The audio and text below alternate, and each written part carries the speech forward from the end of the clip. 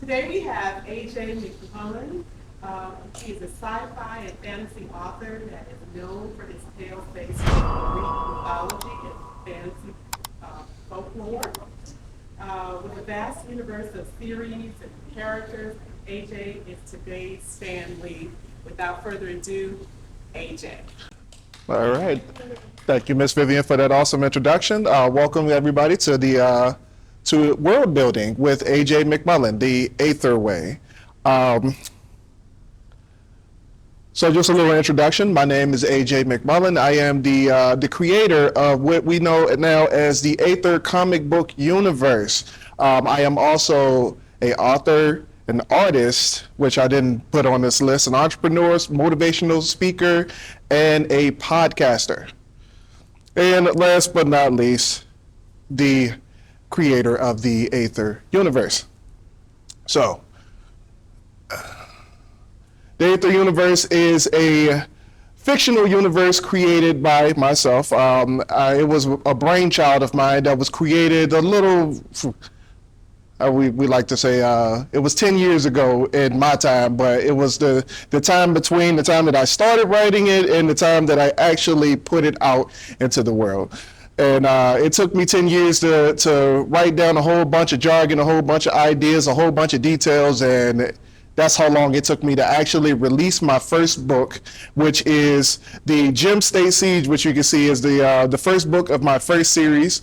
And this is that series alone. But the Aether universe now has a little over 300 characters, 300 plus characters, spans across a time period of about maybe 3,000, 4,000 years at this point, multiple universes, different dimensions, things of that nature, all the good stuff. So, let's talk about it. What is world building?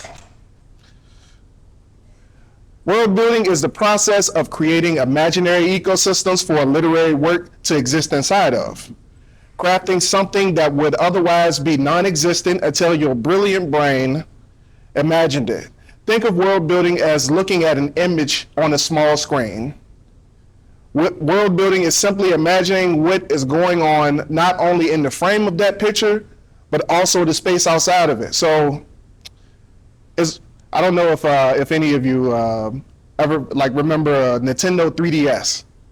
For whatever reason, like the Nintendo 3DS, when it first came out, it had this little picture where you can turn on the 3D and you can kind of move it around a little bit. But for whatever reason, my brain always wondered what's going on outside of the frame. So I would be looking at the 3DS like this. It's really crazy. It just doesn't make sense. But that's what my brain did. So just kind of imagine world building is what's going on in those corners of that image, so to say. So how world building can help you create? Number one, if done correctly, world building could eliminate writer's block. And this one was a little bit of a divisive topic for me, because it was a lot of people say that no matter how much world building they do, they just cannot get out of the writer's block. But I'm just there's a lot of characters involved in this, a lot of different personalities. How can you not write about something else? But it is what it is. If you knew the world around you and the people in it, it makes it easy to predict who's going to say or do a certain thing, or who would respond to it and how. If I know somebody who blows up at every little situation that's put in front of them, then obviously, I can write a lot of things about that, and we can joke about it all day. But either way, it can keep you organized in your writing. This is something that I read. This is not something that I actually have going on. I'm not very organized. This is not a thing of mine. Oftentimes, we write and become bogged down with random details. But being able to categorize things in your world could alleviate some of the eternal clutter, which that part is kind of true, just not fully. You can expand as much or as little as you want. Me, on the other hand, when we started publishing books, our I think we started off with like maybe a book a book list of about 10 books, and it was about 10 books and a handful of characters, and now here we are with everything is a little more organized. It's somewhere in the hundreds. So yeah, that happened. But there's no room to worry about how long you'd be able to write, or how many books you could write until you're out of ideas. It's your world. You can build it, water it, and even destroy it if you want. The reins are in your hands. You don't have to answer to anyone's rules but your own. However, gravity still has to exist, and up can't be down, no matter which way you put it. Some things have to make sense, but not all things have to make sense. You can make the clouds rain watermelon if you want. It will probably hurt to the people on the ground, but I mean, it is what it is. Other than having to make it sensible in a sense, which we will discuss later, you can nerd out as much as your giant brain will allow. And I found it. All it took but 10 years. All right. Who can benefit from world building practices, good world building practices? Obviously, authors, graphic novelists. I have some people who are looking into doing comic books for the Aether universe, as well as other artists and other authors who are also writing, as well as game developers, because at some point we will be crossing over into the realm of game developing for the Aether universe as well. So these are just examples of the type of people who are able to benefit from good world building practices. All right, moving on. 10 things to do when building your world. Now this is an interesting list though. But put this list together over the last month or so, and these are the best things that some of my author friends and creative people have been able to put together as a good list of things that need to be done while world building. All right. So number 1, establish the type of world you want. That one seems kind of obvious. You don't want to be writing romance if you don't really care about the romance stuff. You don't want to be writing something that you absolutely have no interest in writing. So obviously my personal niche is mythical sci-fi and fantasy. So I chose mythical sci-fi and fantasy. If I wanted to write, or if I want to do like a romance genre kind of mashup in the sci-fi, then I would probably find someone else to do that. But it's not necessarily my personal niche to do so. So this boils down to one simple thing: what is the genre of your world? And you don't have to bind yourself to one particular genre as long as it flows well with the world itself. All right, number 2. Decide where to start. So choose the thing that excites you the most about the world that you're building, whether it's an event or a certain person, their personality. Me in particular, I picked one event that I was like, what if this happened? I was just kind of like this dumb teenager where I was just like, all right, so if this happened, what would happen next? And all of a sudden I ended up with a whole entire universe behind that what if question. So just pick that one incident or the one personality, one character. Maybe it's a character that you enjoy fantasizing about, or something that like some people, I've even heard people do like imaginary friends, where they like write their imaginary friends into a story. The world the possibilities is up to you.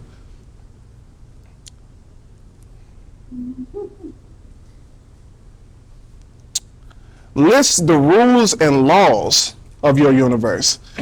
This one I actually like this one because right now we are dealing with a bunch of details in developing the Aether universe, where there's like different languages and different societies, different races and beings and things that are from different planets, different different backgrounds and lore. So obviously, you want to make sure that everything is concrete and concise over all mediums. And here's an example. Can anybody name something in pop culture that is like a rule or a law? Let's say Marvel. Can anybody think of a rule or law in Marvel? I'll start with one. Not many people can pick up Thor's hammer. Oh, all right. The Jedi, they use green and blue lightsabers, not red. So things like that. So those are examples of rules and laws in your universe. Choose some governing systems and laws that dictate your world. And for example, what is a law? Rule. Okay. Setting boundaries and following them allows the world to operate like the real world, which is pretty much true.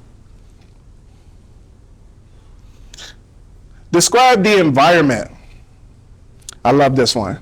So ask yourself questions like, does the plants do what plants do? Do plants talk? Do cows bark? Things like that. Whatever you come up with is the reins are in your hand. You have full control of whatever you do, like we talked about earlier, as long as it makes sense and it can be defined and it can be explained without doing a whole bunch of adding a whole bunch of detail, whether you're a writer. I know writers have a tough time of explaining or spending 7 pages talking about a wardrobe, but we're not going to get into that. That's a completely different conversation. But as long as you don't over-explain, everything is okay. You can just say, well, the sky is purple. No one is going to ask questions. It's your world. It's perfectly fine.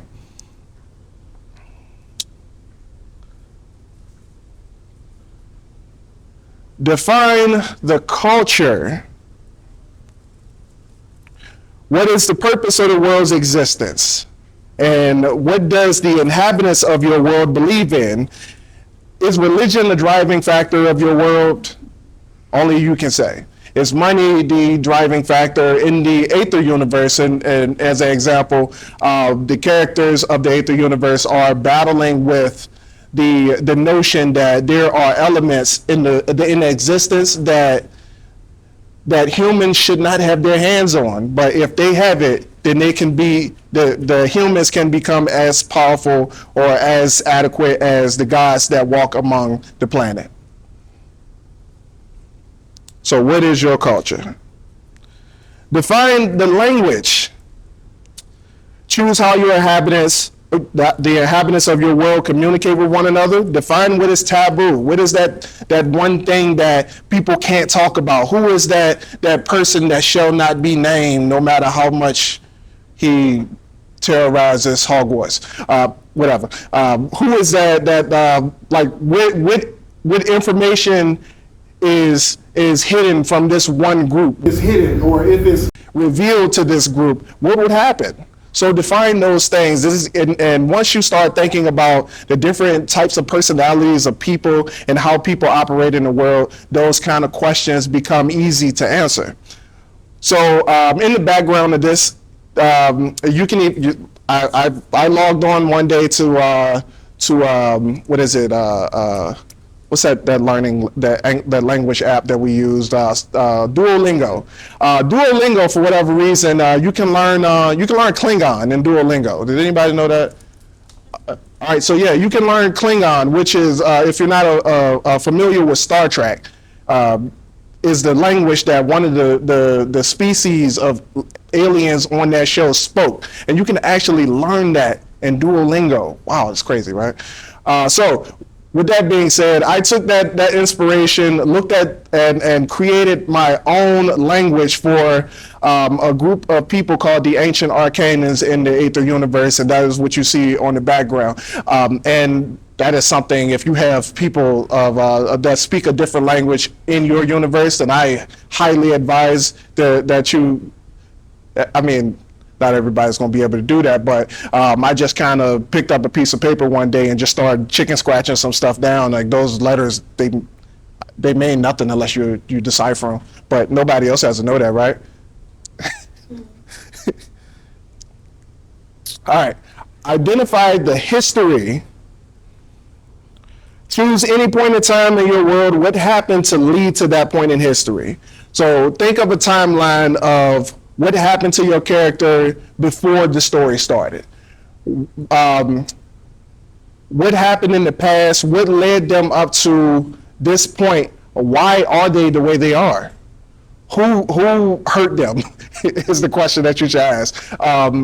What connections did they make in the past, and or where did they come from? So these questions create a timeline, and it makes the world that you're building a little more tangible and realistic.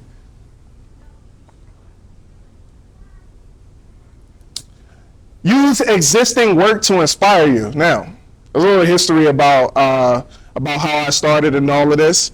I'm not sure if you guys remember, if anybody knows of a show called Dragon Ball Z. Now, back when I was a kid, Dragon Ball Z, for whatever reason, they could not get off of the whatever season they were on, and they would not continue the story, even though it had already been released. But for whatever reason, they did not show it in America the way they were supposed to show it. So I took out a pen and a paper, and I